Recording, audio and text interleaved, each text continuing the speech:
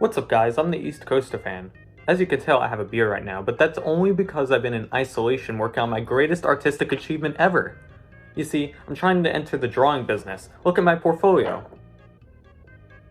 Maybe I should do paint. While I know all of you are amazed at my artistic skills, there's a lot of competition going on right now. I mean, have you seen how many coasters that are getting repainted this upcoming season? Let me tell you, it's a lot more than usual, and today I want to go into the reasons as why so many parks are doing this. Now what's interesting is that this video was actually supposed to come out at the beginning of November, but I had to keep pushing it back just because they were announcing more and more repaints. Now this list is nearly like twice as long, but hopefully these are all the repaint projects announced. Also, I gotta give a shout out to Bainham Painting. I think that's how you say their name. They're the main company that paints roller coasters all throughout the United States. And let me tell you, they do a great job every time they touch something. So the way this list is going to work is I'm gonna identify the least drastic to most drastic repaints of coasters this season. Now this is all just my opinion, and if I forgot to add a coaster, please leave it in the comments below. I'm really interested. But other than that, let's get started. Now to talk about repaints, I have it separated into two categories. The first are the minor repaints. These are the repaints that are of the original colors, so nothing too drastic. The first coaster I want to highlight is not really a repaint, but it's more of a cleanup, and that's on Skyrush. If you've ever visited Hershey Park, you've definitely noticed that the track on Skyrush isn't clean. It has like all this mildew on it, presumably from being so close to the pond. So Hershey Park decided to clean up the track around September, and it looks a lot better now, and hopefully it'll stay that way through this winter and into the upcoming season. Another project that just finished up was Manta. This is at SeaWorld Orlando and is the park's B&M flying coaster. The park decided to give Manta its original color scheme back after being faded in the Florida sun. It is now back to its dark blue color that it first opened with, and definitely looks a lot nicer once you enter the park. Cheetah Hunt is another case of a roller coaster being faded in the sun. It is another roller coaster located right in the middle of Florida and definitely gets a lot of sun exposure. So it's good to see the color of the track return to what it normally was. At Thrillthon 2021, it was quietly announced that Batman the Ride was going to be getting a repaint. Now I didn't notice it when I went to Holiday in the Park, but there are other YouTubers such as Clywood Studios who have definitely noticed changes in both the color and supports to a more darker color. Now I'm not sure if this is how the colors were originally when they switched to this color scheme, but I do like the change, especially in time for the new Batman movie coming out this March. One repaint I often forget about is Steel Hog. This is the SNSL Loco located at Indiana Beach. This one is getting a repaint of its track to be more orange, which is definitely nice. You know Gene Staples is definitely financing this one. Another repaint announced at an ACE event was Wild One. They announced to Celebrate America that Wild One is going to be getting a fresh paint color of white, the same color it already has, but it'll definitely shine and make this really old coaster look new. Another wooden coaster getting repainted in the same colors as Comet. Now again, I think this project is already finished with, but it's good to see these older wooden coasters getting some TLC. Going back to Busch Gardens Tampa, a project currently in the works is repainting Montu. Now, from what I've seen, I think they're focusing mainly on the supports, but I wouldn't be surprised if they focus on the track as well, because just like Cheetah Hunt, this coaster is right in the middle of Central Florida and gets a lot of exposure from the sun. But that's not the only Busch Gardens park getting repaints for its rides. Busch Gardens Williamsburg is actually getting two repaints at the same time. It's by this other company, other than Bainham Painting, but they seem to know what they're doing. Now the first roller coaster they're doing is Griffin, and I've seen them do this for a while where they have certain sections of track that they repaint at a time, which is good, but then it leaves kind of like this checkered pattern of newly painted sections and old painted sections. I remember seeing this when I rode Apollo's Chariot, so it's weird that they're doing it again. The more talked about repaint for Busch Gardens Williamsburg right now is Alpengeist. The main thing here is that they're slightly changing the color of the supports. It's still going to be blue, but it's going to be a different shade of blue. And I think it definitely fits with the ride. It fits with a wintry theme, and I don't mind this change at all, really. Another repaint that has been really kind of like buried is Swamp Thing. Now, I didn't even know this roller coaster existed, but it's at Wild Adventures in Georgia. It's a small park, mainly for families, and I believe this is a hang and bang. Now the way that I've seen this repaint going on, I'm not sure if it's getting primed to be all orange or if it's going to be a checkered of orange and white.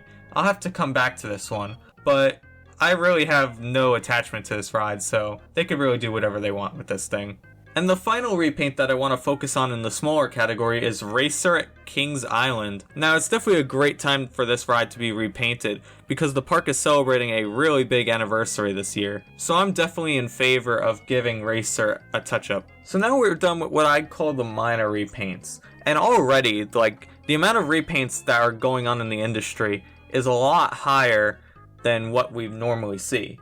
But that's only the tip of the iceberg, as for some reason a lot of parks have decided to really change up a bunch of the ride's colors this year. Let's start with Super Duper Looper. This is one I have actually seen and I believe is finished now. Their main goal was to paint the entire loop of Super Duper Looper white, as that was the original color it opened with. And just like Racer, Super Duper Looper is celebrating a milestone anniversary this year.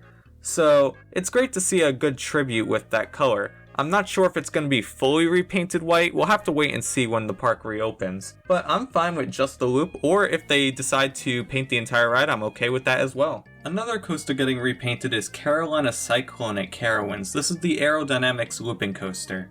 Now if you've seen this coaster in the past, it's had a pretty strange color scheme, where it kind of alternates between a bunch of different colors. But the park decided this off-season to paint the track completely one color. It's going to be turquoise blue, while having all white supports. Now, I don't really have an attachment to this, so I don't really care. Next. Moving over to Six Flags Great America, let's talk about V2.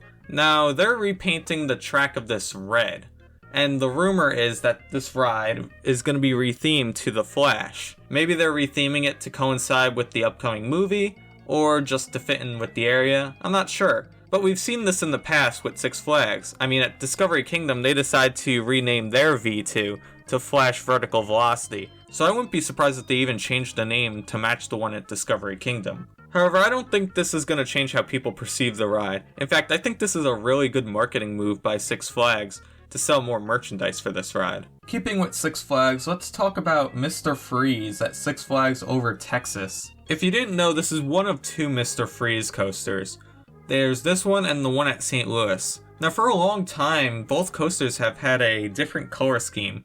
This one kind of being like a ruby color, while the one at St. Louis has been blue. It seems like finally, Six Flags Over Texas is matching the blue color scheme of St. Louis, and it definitely fits much better in my opinion as Mr. Freeze. I think this is a repaint that'll make Arnold Schwarzenegger very proud, as long as he doesn't say any more jokes. Stay cool, bird boy. Alright, so now let's get to the big ones. Some of these are good, while some of these are... we'll get to them. One repaint that was kind of under the radar for a while was Avalanche. I noticed online that they were painting the track from white to brown, which is a weird choice seeing it doesn't really match the name of the ride at all. However, a few days ago, King's Dominion announced that they're going to be renaming Avalanche to Reptilian. Seeing that the whole area is being rethemed, it's good that they decided to change the name, especially with the new coaster coming in. Now, I am curious with the choice of the trains though, because they do remind me a lot of the Iron Gwazi trains. But, oh well, at least we get to keep this bobsled coaster around for a little bit longer. Moving back down to Florida, let's talk about Kraken at SeaWorld Orlando. This B&M Floorless coaster closed for refurbishment not too long ago, and people noticed that they were completely changing the color scheme. It originally had this blue track with yellow supports. But really the big change is that the track is now green. It kind of looks to me like Hydra the Revenge at Dorney Park. I don't know why. Now I know there was a lot of debate about changing the colors because this coaster is iconic for Orlando. I mean, it's been around a really long time. But me personally, I don't really have a problem with this color scheme. I actually think it looks really nice and makes it different from Manta. Now each coaster in the park has its very own color scheme. Something that SeaWorld San Diego can definitely learn from. Another controversial repaint going on is Tatsu at Six Flags Magic Mountain. This is a fantastic B&M flying coaster that's located really high above the ground. But they're deciding to change the color of the supports to be green, while also making the track a little brighter. Again, this is kind of a repaint that's grown on me. When I first saw it, I wasn't too big of a fan, but seeing it all together, it's definitely something that I've gotten used to. Alright, now let's talk about Phantom's Revenge. This is kind of the repaint that kickstarted all the other repaints on this list. And it was interesting how they did it. On social media, they showed off 2 separate colors and allowed the public to choose which one they want on the ride. Now I was a Team Teal fan from the beginning. However, Petrifying Purple did win. And it does look good on the ride, but I still kind of wish it was still teal, since I've known it for so long. Again, this is just one that I'm gonna have to get used to seeing. But from what I'm hearing, the colors definitely look a lot better in person. So next time I go to Kennywood, I'll have to judge it on my own. Another big repaint that happened was on Accelerator. This is Knott's Berry Farm's Intamin Accelerator roller coaster, and it's been around for a while and hasn't received a repaint in years. I'm not sure if it has even experienced a repaint at all. Any Knott's fans, let me know in the comments if it has. But they decided to take a really interesting approach on this. When they first started this project, they repainted the red sections. So that made me think, oh, they're just gonna make it all red. But no, they kind of have this like flame concept going on where the higher up you go, it turns red. I don't know, this color scheme is really weird. I know it has its fans and all, but I just can't get around to understanding this one. It makes the ride just look strange. That being said, I know there are a lot of red Intamin coasters out there, so it is interesting the approach Knott's Berry Farm went. We'll see if this is dated in like 10 years or something. Alright, so we've covered Accelerator, Phantom's Revenge, a bunch of others now. What other... Oh god. No, not that one. Anything but that! Let's talk about this crap. Now, if you saw my video from Hershey Park on Halloween, then you definitely know my opinions on this color scheme. What the hell did they do to this ride? I mean, what color palette is this? They go from green to blue, and then they go to purple? Like, the black and white is fine. What's going on? I don't know. This just doesn't look good. Better try the reflection test.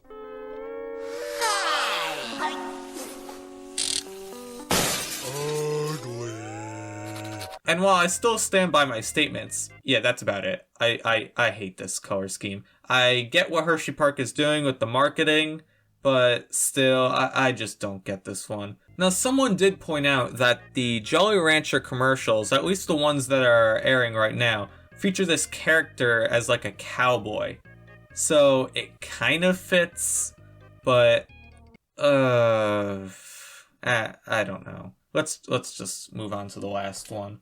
This last repaint is kind of another mysterious one, but it could have big ramifications on the park as a whole. And that's Bizarro at Six Flags Great Adventure.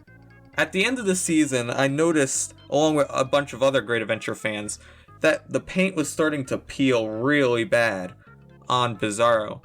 And unbeknownst to us at the time, the park was actually priming the ride for a repaint. So what, they're just gonna repaint it to the normal Bizarro colors. They're actually going to make it green with yellow supports. And the park put out a promo really quickly on their Instagram, alluding to the Riddler. However, I have heard some people think that it might be Aquaman. I still think that the park is going to take the Riddler route, but it's definitely interesting. I'm curious as to why the park is retheming the ride again. It first opened as Medusa, and then in 2009 they changed it to Bizarro. So, I mean, if they are going to retheme it again, I just hope they keep the effects, because the effects is really what makes it different from a lot of floorless coasters in America. So that's it. We've covered all the repaints that I currently know about. Now, if there's one that I forgot about, let me know in the comments. But we still gotta answer the question, why are parks repainting rides all of a sudden? Like, we've never really seen this many parks repaint roller coasters all at once. So there must be a reason, right? Well, I think there's a couple. First, it's just a way to keep the rides looking brand new. These outdoor roller coasters are exposed to so many things, such as different weather conditions and the sun. It fades the colors over time, and it's great for the parks to be constantly investing in making the rides look good. Another reason these rides may be repainted is that it's a great marketing move. Think about it. When they initially repainted Medusa to Bizarro, they treated the ride as brand new. This is definitely a smart move on the park, and I could see a couple of these parks doing that again. But also, it's something they could advertise on social media. Many of these parks are leaving posts saying, hey, we're repainting this ride, come check it out. And this is definitely a marketing push to bring people into the park. Now, the third thing, I think, is COVID. Nah, I know COVID has definitely limited the amount of large spending that parks have done, but doing small things such as repaints and quality improvements will still bring people into the gate. I think those are the main reasons that parks are doing these repaints all of a sudden. You gotta remember that amusement parks are businesses, and while they provide fun experiences, their whole goal is to make money. And in response to all these repaints, I gotta say most of them are really positive. There are a few that are questionable, but I'm sure that they'll grow on me. I totally understand why painting roller coasters is great. It gives life back into that ride. However, I feel like there's other ways to do it. Why don't we use markers? What's up guys, thank you all for watching this video. It's been a while since I've done like a narration style video. Almost like a year or so. But I definitely want to do more, especially during the off season. And I had big plans for doing more around the 5-year anniversary of this channel, which is coming up really soon. So like I said, thank you all for watching. If you liked this video, please make sure to give it a like. If you really liked it, make sure to subscribe. For more content, please make sure to follow me on Instagram. And until next time, I'll see you guys later.